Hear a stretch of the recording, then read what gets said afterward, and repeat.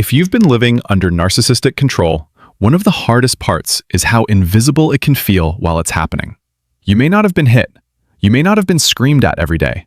There may not have been one dramatic moment that clearly proved something was wrong. But your body knew. Your mind knew. You felt yourself getting smaller. You started second-guessing simple decisions. You felt tense before speaking. You replayed conversations after they ended. You explained yourself too much, apologized too often, and carried guilt that never seemed to belong fully to you.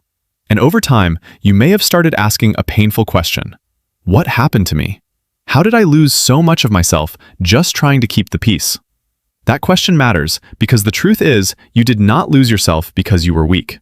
You did not become confused because you were too emotional. You did not end up exhausted because you were difficult to love. What drains people in narcissistic dynamics is not ordinary conflict. It is the steady pressure of manipulation, imbalance, emotional unpredictability, and control. It is being pulled into a relationship where your role slowly becomes managing someone else's ego, moods, reactions, and needs, while your own reality gets pushed further and further to the side. That is why reclaiming your freedom is not just about leaving a person, setting a rule, or saying no one time. It is about understanding the kind of control you were under, so you can stop blaming yourself for how deeply it affected you. Because narcissistic control does not always look like obvious domination. A lot of the time, it looks like confusion. It looks like guilt. It looks like obligation.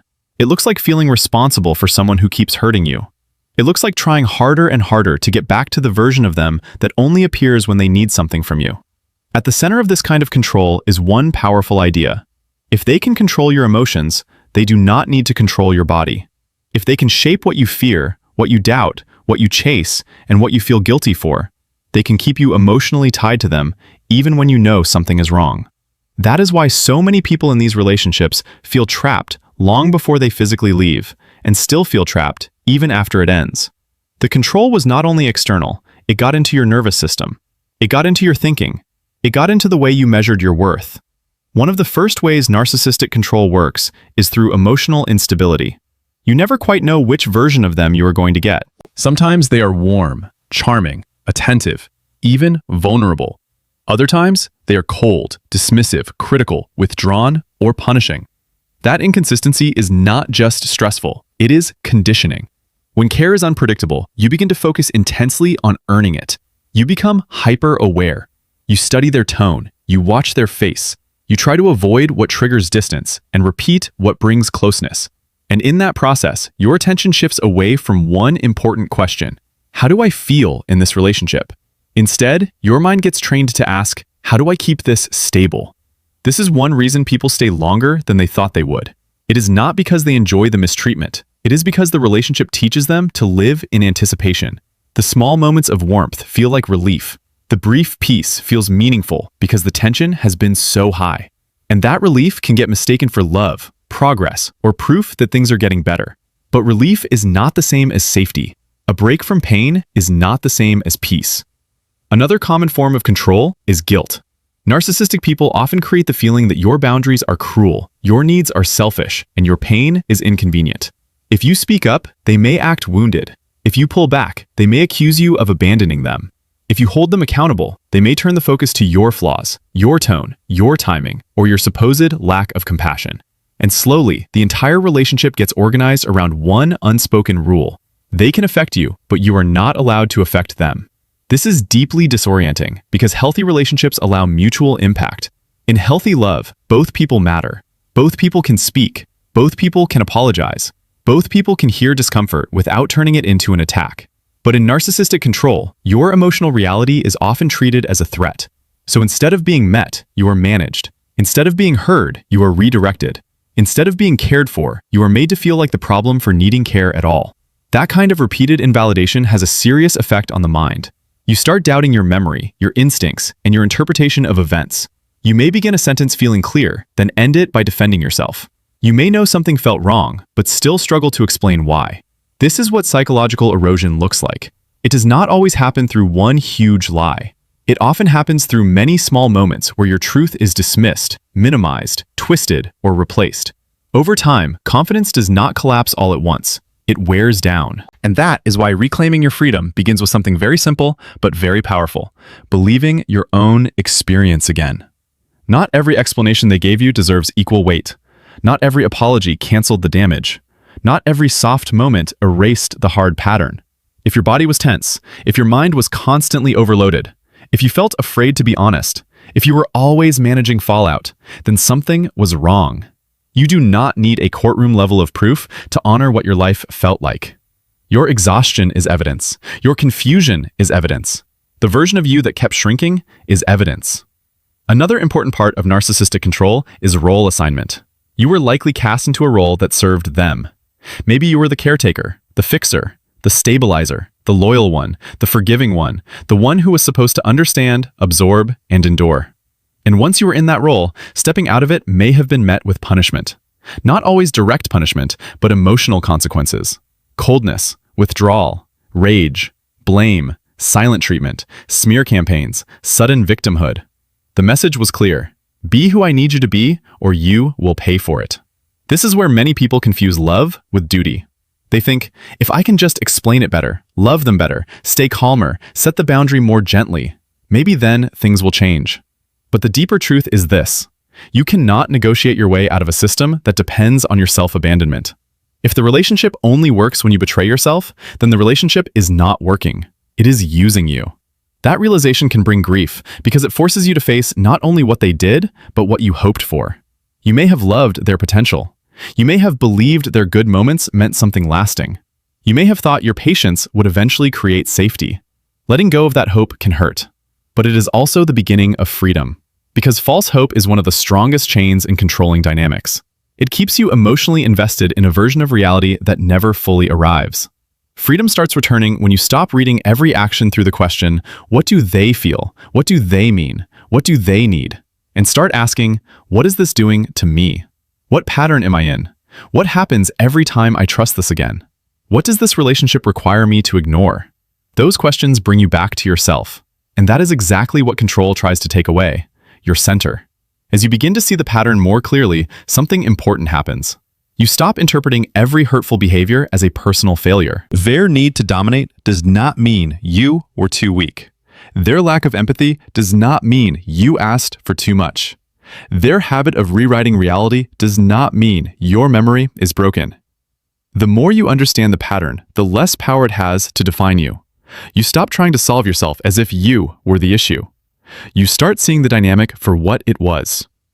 That awareness matters because emotional freedom is not only created by distance, it is also created by clarity. A lot of people leave physically but remain psychologically trapped because they are still trying to be understood by someone committed to misunderstanding them. They are still waiting for accountability from someone who protects their image at all costs. They are still hoping for empathy from someone who only performs it when it helps them regain access. This is why one of the strongest acts of healing is to stop expecting healthy behavior from someone invested in control. Not because you are bitter, because you are clear. Clarity leads naturally into boundaries. And boundaries in this context are not about proving a point or winning a conflict. They are about protecting your reality. A boundary says, I no longer participate in conversations that leave me confused on purpose. I no longer explain myself 10 times to someone committed to distortion. I no longer give unlimited access to my mind, body, time, or energy because someone demands it. I no longer treat my empathy like it is a resource others can drain without limit. For many people, boundaries feel terrifying at first because narcissistic control trains you to associate self-respect with danger. The moment you become firm, you may expect retaliation, guilt, or abandonment. And sometimes those reactions do happen. But that does not mean the boundary was wrong. It often means the boundary exposed a system that relied on you having none. A healthy person may not like every limit you set, but they can respect it. A controlling person experiences your boundary as loss of access, and that is why they resist it. This is where calm detachment becomes so important. Detachment is not cruelty. It is not emotional numbness. It is the decision to stop feeding a system that survives on your reactions. When every conversation turns into defense, when every truth gets twisted, when every vulnerable moment becomes a tool against you, emotional restraint becomes protection. You do not have to attend every argument you are invited into. You do not have to correct every lie. You do not have to prove your goodness to someone who benefits from doubting it. Calm detachment is powerful because it gives your energy back to you. It interrupts the cycle of over-explaining, over-defending, and over-functioning. It allows you to notice when your nervous system is being pulled into urgency that does not actually serve you. And most importantly, it helps you rebuild trust with yourself. Every time you pause instead of react, every time you choose space over chaos, every time you honor your peace instead of chasing resolution, you are reclaiming freedom. That freedom also includes grieving the cost. Healing is not pretending you are unaffected. It is being honest about what this took from you. Maybe it took years. Maybe it took your confidence. Maybe it affected your sleep, your health, your work, your parenting, your friendships, or your sense of identity. Maybe you became someone who lived in survival mode for so long that rest now feels unfamiliar. That deserves compassion. You are not behind because healing feels slow. You are responding normally to prolonged emotional strain. And as you heal, you may notice something surprising. The more peaceful you become, the less compelling the old control feels. What once hooked you starts looking predictable. What once confused you starts sounding familiar. What once made you panic starts revealing its pattern. That does not mean memories vanish or pain disappears overnight. It means your mind is no longer organized around their behavior. Your life is no longer orbiting their approval. That is freedom. Real self-respect grows in quiet ways. It grows when you stop arguing with your own instincts. It grows when you let discomfort teach you instead of override you. It grows when you believe that love should not require constant emotional injury. It grows when you stop measuring your worth by how much you can endure. Endurance is not the highest form of love. Self-abandonment is not loyalty. And staying available to mistreatment is not compassion. The truth is, reclaiming your freedom from narcissistic control is not one dramatic moment. It is a series of choices that return you to yourself. Choosing to believe what you experienced. Choosing to stop chasing clarity from confusion. Choosing to set limits without endless guilt. Choosing to accept that some people only feel close to you when you are easy to control. Choosing peace over performance. Choosing truth over fantasy. Choosing your mind, your body, your future. And if you are in that in-between place right now, where you can see the pattern but still feel emotionally pulled, be gentle with yourself. Clarity and attachment can exist at the same time for a while. You can know it was unhealthy and still miss them. You can understand the manipulation and still feel sad. You can be healing and still have moments of doubt. That does not mean you are going backward. It means you are unwinding something that took time to build. But little by little, your life can start to feel like yours again. Your thoughts become quieter. Your body becomes less guarded. Your choices become clearer. You stop asking for permission to exist as you are. And one day, you realize you are not living in reaction anymore. You are living in alignment.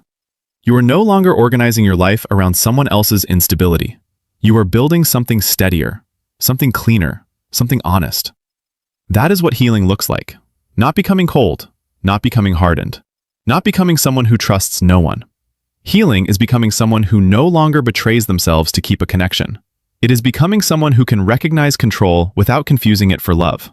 It is becoming someone who understands that peace is not boring, stability is not emptiness, and respect is not too much to ask for. You are not the problem in a system designed to make you doubt yourself. You are a person trying to survive emotional control while still holding on to your heart. And the fact that you are seeing it now means something important. It means the hold is already weakening. It means your mind is coming back online. It means your freedom is no longer just an idea. It is a real process already happening inside you. So if no one has said it clearly enough, let this be the reminder. You do not need to earn the right to feel safe. You do not need to keep proving your value to people who only notice it when they are losing access to it. You do not need to stay trapped in confusion just because someone taught you to call it love. You are allowed to step back. You are allowed to become clear. You are allowed to protect your peace. And you are absolutely allowed to build a life that no longer revolves around control. That life may begin quietly, with one boundary, one honest thought, one moment of not responding, one decision to trust your own reality. But do not underestimate quiet beginnings. They are often how real freedom starts. And once you begin returning to yourself, the peace you thought you lost forever can slowly become your normal again.